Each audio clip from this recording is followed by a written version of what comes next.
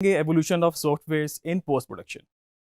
ویسے تو film making کے اسٹارٹ سے ہی بہت سارے فلم میکرز اور کمپنیز نے سافٹ ویئرس کے اوپر ٹیکنالوجی کے اوپر کام کرنا شروع کر دیا تھا.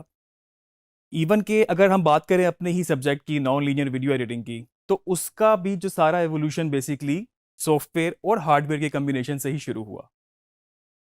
تھوڑا سا اگر میں پیچھے جاؤں آپ کو, جب ہم فلم سپلائسنگ پہ تھے یا پھر آپ لینئر ایڈیٹنگ پہ تھے, تو اس وقت کوئی پراپر کمپیوٹر انوالو نہیں تھے, لیکن کسی حد تک جو ایڈیٹنگ مشینز تھی ان میں بھی کچھ سافٹ ویئر کی ٹیکنالوجی ضرور موجود تھی. ہم شروع سے بات کرتے ہیں جب فلم سپلائسنگ کا دور تھا, جب فلم پہ ہی ایڈٹ ہوتی تھی, مینول ایڈٹ ہوتی تھی, تو 1924 میں ایک سافٹ ویئر بنایا گیا. سافٹ ویئر کہنا شاید اس وقت مناسب نہیں, لیکن میں یہ کہوں گا کہ شاید ایک ایسی ایڈیٹنگ مشین بنائی گئی جس کا نام تھا مووی اولا. یہ سب سے پہلی ایڈیٹنگ مشین تھی اور اس میں فلم سپلائسنگ کی ہی ٹیکنیک یوز ہوتی تھی, اور جو فلم کے اوپر آپ کے پاس جتنی بھی ویژولز ہوتے تھے ان کو پریویو کرنے کے لیے آپ کے پاس بہتر مشین ایسی آ گئی تھی کہ آپ ان کو پریویو کر سکتے تھے اور ان کو کاٹنے کے ساتھ ساتھ ہی سپلائس کر سکتے تھے, آپ ان کو جوڑ سکتے تھے. تو ایک یہ بھی اس مشین نے بھی کافی عرصہ کام کیا فلم سپلائسنگ کے دور میں, اور اس کے بعد اس کے اور فردر موڈیولز بھی بنتے گئے. اس کے بعد اگر ہم بات کریں لینئر ایڈیٹنگ کے دور کی, تو لینئر ایڈیٹنگ کا دور ٹیپ والا دور تھا. ہارڈ ویئر پہ بہت زیادہ کام اس وقت ڈیپینڈنٹ تھا, ٹیپس انوالو تھی, مشینری انوالو تھی, بڑی بڑی پیچنگ انوالو تھی. تو اس دور کی اگر میں بات کروں تو 1971 میں جو ایک سب سے پہلا ایک ایڈیٹنگ سسٹم بنایا گیا اس کا نام تھا CMX600. اور اس مشین میں بھی بیسیکلی آپ کے پاس کیا ہوتا تھا, آپ کے پاس دو مانیٹرز ہوتے تھے, اور ان دو مانیٹرز میں آپ ایک پریویو مانیٹر تھا اور دوسرا آپ کے پاس فائنل ایڈٹ والا مانیٹر تھا. اور ان کو ایڈٹ کرنے کے لیے آپ کے پاس ایک لائٹ پین کی ڈیوائس تھی, اور اس کے تھرو آپ بیسیکلی اس میں کٹ ایڈ کر سکتے تھے اور نیکسٹ کٹ کو ساتھ میں جوڑ سکتے تھے. یہ ٹوٹل 6 سسٹمز ہی بنائے گئے, اور یہ بہت ایکسپینسو ایک سسٹم تھا جو کہ ہر ایک کمپنی کے لیے, پرائیویٹ کمپنیز کے لیے اس کو پرچیز کرنا مطلب بہت زیادہ پاسبل نہیں تھا. یہ بہت ہی مہنگا سسٹم تھا اس دور کے حساب سے. تو یہ ٹوٹل 6 مشین ہی بنائی گئی, اور جس کو کچھ براڈ کاسٹرز نے بھی یوز کیا اور فلم میکنگ انڈسٹری نے بھی اس کو یوز کیا. 1980s میں ایک اور سافٹ ویئر بنا جس کا نام تھا ایڈٹ ڈرائڈ. ایڈٹ ڈرائڈ بھی بیسیکلی ایک ایڈیٹنگ مشین تھی, اور وہ بھی کمرشلی بہت سکسیسفل نہیں ہو سکی. اس کے بھی کوئی 24 سسٹمز بنائے گئے. 1985 میں ایڈٹ فلیکس کے نام سے ایک مشین بنائی گئی, ایڈیٹنگ سسٹم, اور جو کہ کافی بہتر ثابت ہوئی. اس میں آپ یہ کہہ سکتے ہیں کہ اس وقت ہی 80% فلم میکنگ جو تھی بیسیکلی اس مشین کے اوپر کنورٹ ہو چکی تھی. آپ کا پوسٹ پروڈکشن ایڈٹ فلیکس کے اوپر ہو رہا تھا. تو ارلی 90s میں آپ اس کو کہہ سکتے ہیں کہ پورا ایک ریولوشن تھا ویڈیو ایڈیٹنگ میں اور پوسٹ پروڈکشن میں. 1991 میں اس کو فارملی نان لینئر ایڈیٹنگ کا نام دیا گیا اس ٹرم کو, اور اس میں بیسیکلی آپ کے پاس کچھ سسٹم انوالو ہو گیا. سسٹم سے مراد میرا کمپیوٹر ہے, اور کچھ ہارڈ ویئر انوالو ہو گیا, اور اس کے ساتھ ساتھ کچھ ایسی مشینری جس طرح کہ اگر آپ کے پاس ٹیپ پہ فلم ریکارڈ ہوئی ہے تو آپ اس کو کنورٹ کرنے کے لیے, ڈیجیٹائز کرنے کے لیے آپ کو وہ ریکارڈر پلیئر چاہیے ہو.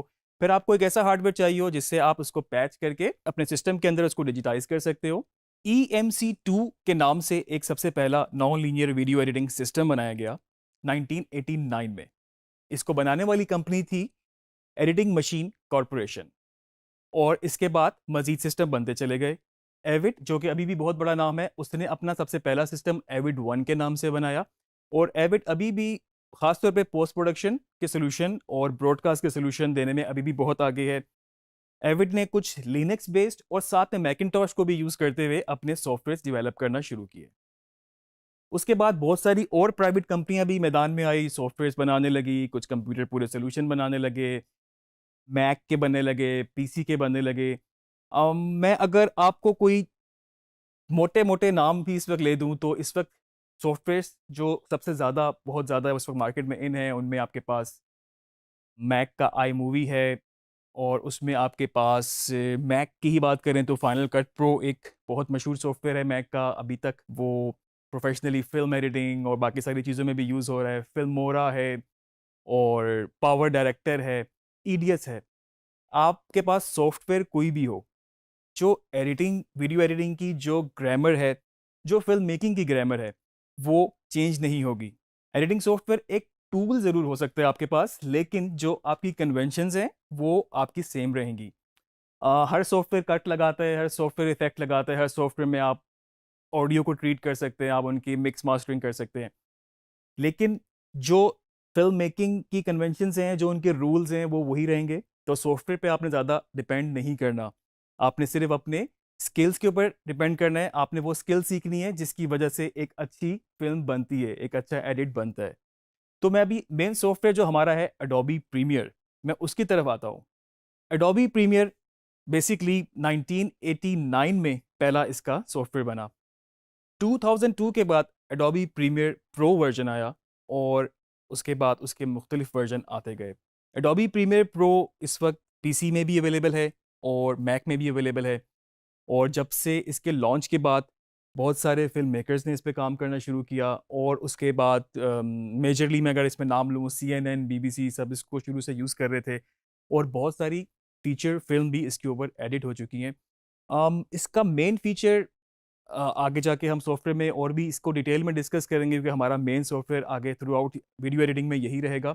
لیکن اس کے کچھ مین فیچرز میں آپ کو جو چیدہ فیچرز ہیں وہ میں آپ کو بتا دوں. اس میں یہ ہے کہ اس کا سب سے جو بہتر چیز یہ ہے کہ آپ اس میں ڈفرینٹ فارمیٹس کے اوپر، کافی زیادہ فارمیٹس کے اوپر کام کر سکتے ہیں، کیونکہ یہ کوئک ٹائم بیسڈ اس کے سافٹ ویئر ہے. اور کوئک ٹائم کی وجہ سے بیسکلی کیا ہوتا ہے کہ آپ کے پاس جو ڈفرینٹ فارمیٹس ہیں، ڈفرینٹ کمپریشنز ہیں، آپ اس میں امپورٹ کر سکتے ہیں اور آپ اس میں کام کر سکتے ہیں. یہ نارمل کم ریزولوشن سے لے کے بڑی سے بڑی ریزولوشن اگر میں بات کروں تو اس وقت 10K تک اس کو ریئل ٹائم سپورٹ کرتا ہے، ڈپینڈنگ کہ آپ کا سسٹم کتنا اچھا ہے، آپ کے پاس گرافکس کارڈ کتنا اچھا ہے، اور آپ کے پاس ریم کتنی ہے. اوور آل جو ہارڈ ویئر ایک ریکوائرمنٹ ہوتی ہے وہ کتنا بہتر آپ کے پاس ہے. فلم میں، براڈ کاسٹ میں، ڈیجیٹل میڈیمز میں، آج کل جتنے بھی آپ سوشل میڈیا پلیٹ فارمز دیکھ رہے ہیں تو اس میں یہ اس وقت میجر سافٹ ویئر کے طور پہ یوز ہو رہا ہے. اور سیکنڈلی سب سے بڑی بات، جو آپ کی فری لانس مارکیٹ ہے اس کا بھی یہ ایک بہت امپورٹنٹ سافٹ ویئر ہے.